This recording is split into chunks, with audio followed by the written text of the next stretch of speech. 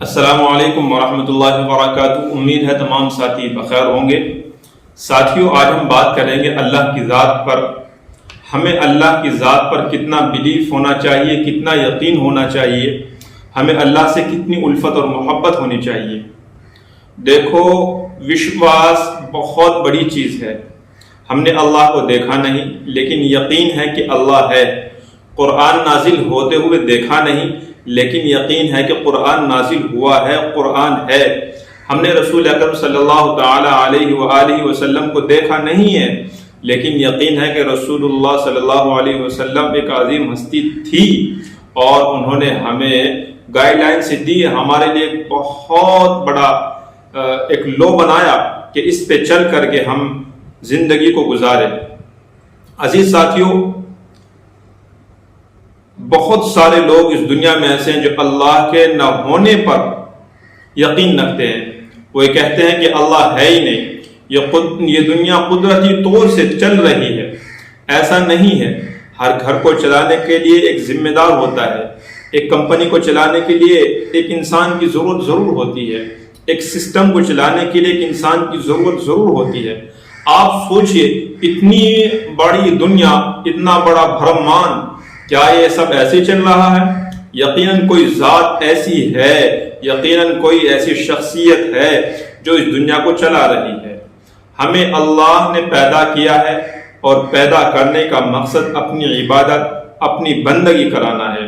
عزیز ساتھیوں، ہم اس وشواس اور یقین کو سمجھے۔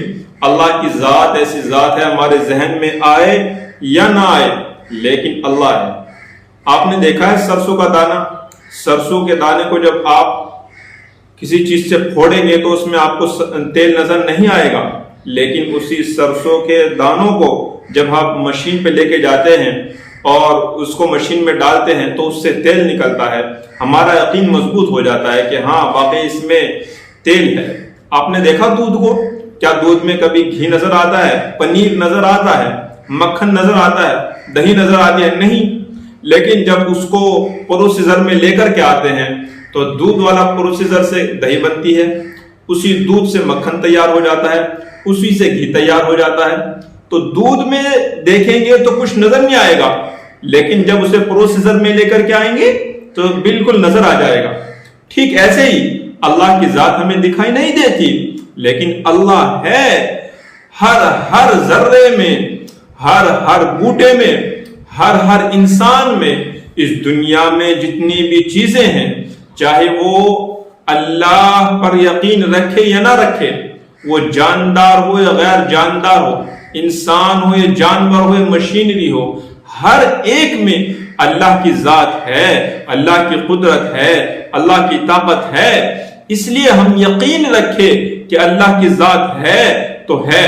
میرے ذہن میں بات فٹ بیٹھے یا نہ بیٹھے، لیکن اللہ کی ذات ہے تو ہے، کیونکہ ایک اتنے بڑے پلین کو ہوا میں روکنے والا کوئی تو ہے، ایک اتنی بڑی ٹرین کو 2.5 انچی کی پٹری پہ روکنے والی کوئی ذات تو ہے، ایک انسان جو بہت سیکنڈوں میں فون پہ کال کر لیتا ہے، سیکنڈوں میں گوگل پہ جا کے کچھ بھی سرچ کر لیتا ہے، کوئی ذات تو ایسی ضرور ہے جو اتنے بڑے برہمان کو، اتنے بڑے سسٹم کو دیکھ رہی ہے، چلا رہی ہے۔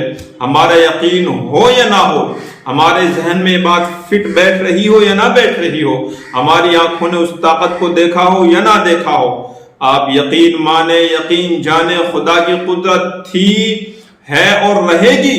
ارے یار، اس نے ہمیں ایک ناپاک قطرے سے انسان بنا کر کے کھڑا کر دیا، تو یہ بات سمجھ میں آ جاتی ہے کہ کوئی ذات ایسی یقیناً ہے جس نے اتنا بڑا سسٹم بنا کر کے تیار کیا۔ میں ان ساتھیوں سے، ان دوستوں سے، ان عزیزوں سے درخواست کروں گا کہ آپ اللہ کی ذات کے ایک ہونے کا یقین رکھے۔ یہ باتیں جو ریلیجن سے ہمیں ملتی ہے، بتائی جاتی ہے، سمجھائی جاتی ہے، بہت سارے ریلیجن کے لوگ جو ہیں وہ یہ مانتے ہیں کہ اللہ ہے ہی نہیں۔ بہت سارے لوگ مانتے ہیں کہ اللہ کا ایک روپ نہیں ہے بلکہ انیک روپ ہے، اللہ کا کوئی روپ نہیں ہے، اللہ کا ایک ہی روپ ہے، اور وہ یہی روپ ہے کہ اللہ کی ہر ذات پر، اللہ کے ہر طاقت پر، اللہ کے ہر قدرت پہ ہم یقین رکھیں۔